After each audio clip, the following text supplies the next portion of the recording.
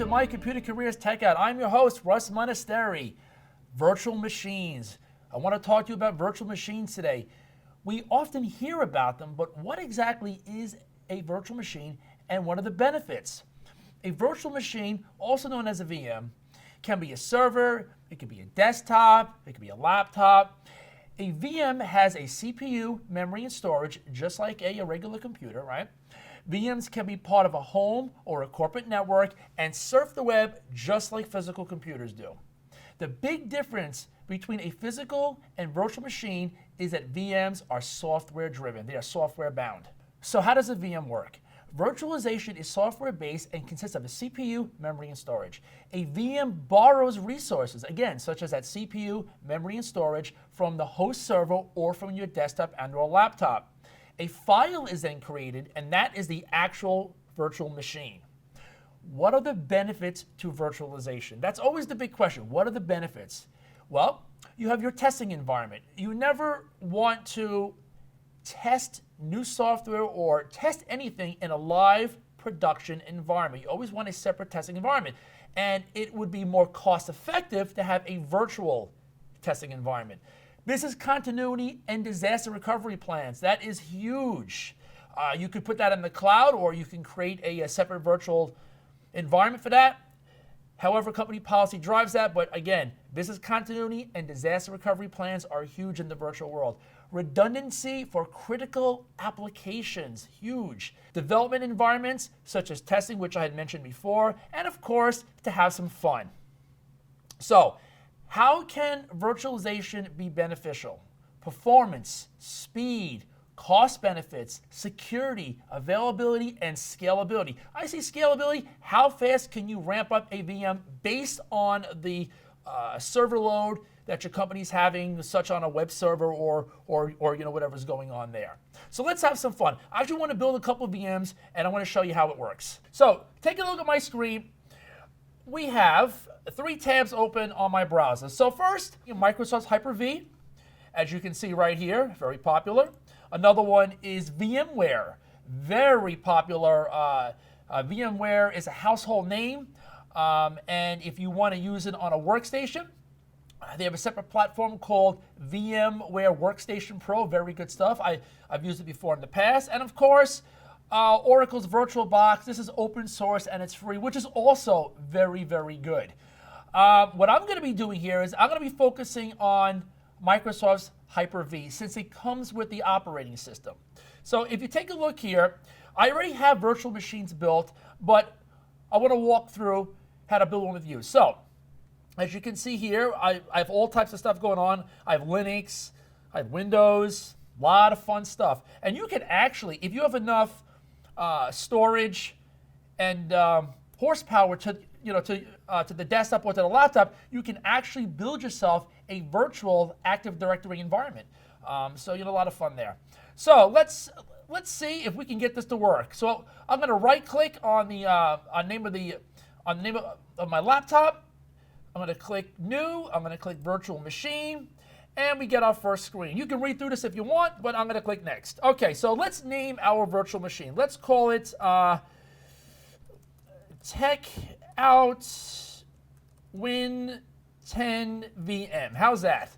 I don't like to put spaces just because it may generate errors. I don't know, but I like to be safe. Okay, so next here, you get an option. Do you want to store your image in a different location, or do you want to use default? I'm going to use default because my laptop only has 1 hard drive. So we're going to click Next in. Now, you have generations now. You have generation 1, generation 2.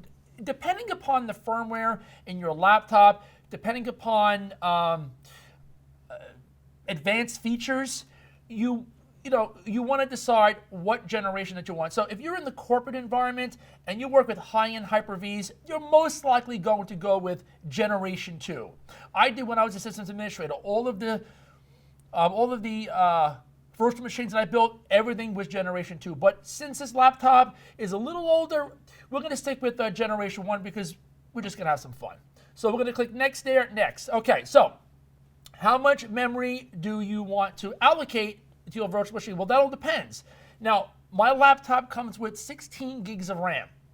I'm not going to give it 16 gigs of RAM because then the laptop's going to crash. So I'm going to dedicate 2 gigs because that'll be enough just to power it up. All right. Now use dynamic memory. So what that means is that your virtual machine will use up to 2 gigabytes of RAM depending upon what it needs.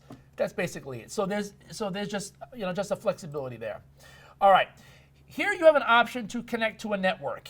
You have not connected. You have a default switch. I've created a Wi-Fi and a LAN. I am going to go with our default switch for now. Click next. All right, now let's take a look here.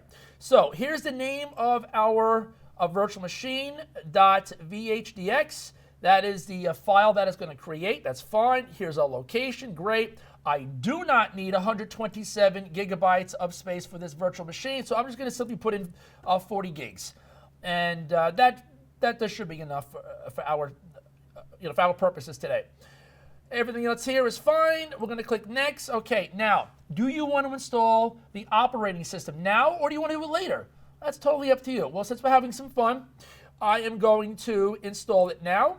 So I'm going to go to the location to where I have the ISO file. Now, it's looking for a .iso file, ISO files. So I have it here in a Windows 10 folder. There it is. Click open. I'm good there. We're going to click next. And then you get a little summary. Okay, so here's the name of our virtual machine. We're saying generation 1. We're saying 2 gigabytes of RAM. We're going to have it on a default switch on the network. Here's the path to the image file, and here is the path to the ISO file. It looks pretty good. Let's click finish. So now it'll build the actual profile, and here it is right here. Now I usually then go into the settings, and I want to take a look at a couple of things. First, we have a BIOS here, okay, and you can choose the order as to how you want the machine to boot. Just like in a physical machine, you can choose the order how you want it to boot. I actually do want it to boot to the CD first because that's where the ISO file is. Okay, security, that's all grayed out, that's fine. Memory, 2 gigs. Here you can advance it, you can take it away, whatever you want. What else? Processors. I'm going to give it 2 virtual processors because it is Windows 10.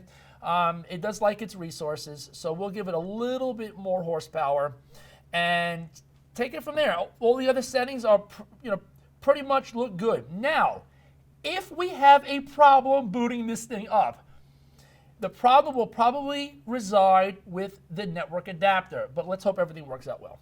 All right, apply it, okay it. Here's the magic moment. I'm going to right-click on my new virtual machine profile and click Start.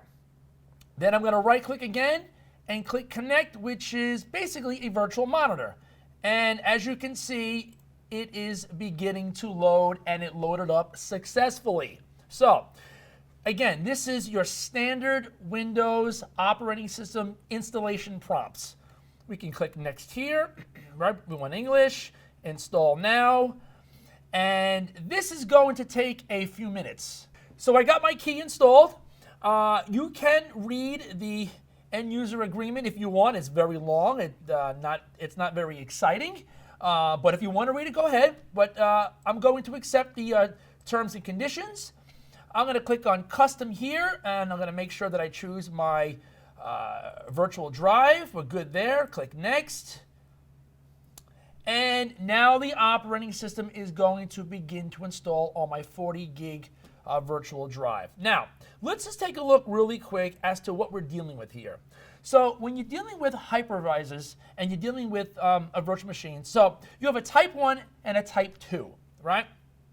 A type 1 setup is you have some type of high-end server like a rack-mounted HP server that is designed and built to handle virtual machines. So then from there, you would install what's called a hypervisor, type of a virtual machine operating system there, but it's there to manage your virtual machines. So that is type 1. So then you would essentially be installing your virtual machines on top of that hypervisor. Type 2 is what we are doing right now, where you have a separate desktop or a separate laptop, where you have the hardware, then you have your operating system, which here I'm using Windows 10. Then you have a Hypervisor, which we're using Hyper-V, and then I install the virtual machines. So that's a difference there. So right now, again, we're using Type 2. So our Windows 10 virtual machine is getting itself ready. It's just basically going through all the motions. But you know what the cool part is here is that, while this is doing this, right, I can actually go ahead and spin up another virtual machine while this one is running. Now, you can only do this depending upon how much processing power you have, how much CPU, how much memory, how much storage. This laptop actually has it. So I'm going to spin up another virtual machine, okay, and we're going to go through the same process and hope for the best. So we're going to call this, we'll call this TechOut server, okay. We're going to store it in the default location because I only have the one hard drive. We'll stick with the generation 1 for now. We're going to give this again 2 gigs of RAM. Next, I'll connect it to the default switch. All right, we're going to again give this, I'm going to give this again 40 gigabytes. That should be enough. We'll click next. I do have the ISO file. We do not want Windows 10 Server 2019. Next, there's our summary. Okay, make sure that everything here is correct. Click Finish. Okay, let it do its thing. Next, we're going to go into the settings. Take a look here. All right, memory is good. Processor, we'll give it a little bit more horsepower since it's a Windows operating system. Now, if you install a Linux distribution, you can probably leave this at the one virtual processor because Linux doesn't require a lot of horsepower. Okay, everything else here looks good, and we will click Apply, click OK. We're going to start it up. Let's connect to it, our virtual monitor, with the hopes that everything goes well. And there it is. It is booting up now, and you can now you can go back and forth. You can see here that I have on one screen I have my Windows 10 operating system. I can go full screen with this. It looks a little small because I am using generation 1, but again, I am logged in and I can use the operating system as if I'm sitting in front of a regular physical computer. So there you go. Okay, so we're going to minimize that, and as you can see here, we have the prompts to go ahead and install our Server 2019.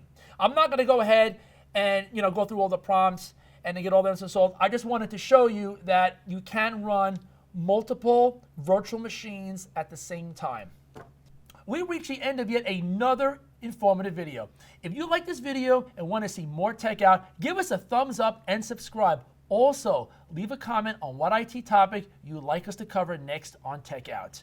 Let's continue our conversation at Cybersecurity Lounge. I would love to hear from you. That is all for now. Be safe, be cyber smart. Thank you. Okay, I'm going to do the second to last bullet. A file is created, which is called the Vim. Again, I talked about development. I'm sorry. I talked about development. I'm sorry. Using the platform when there's one already. There's a blooper.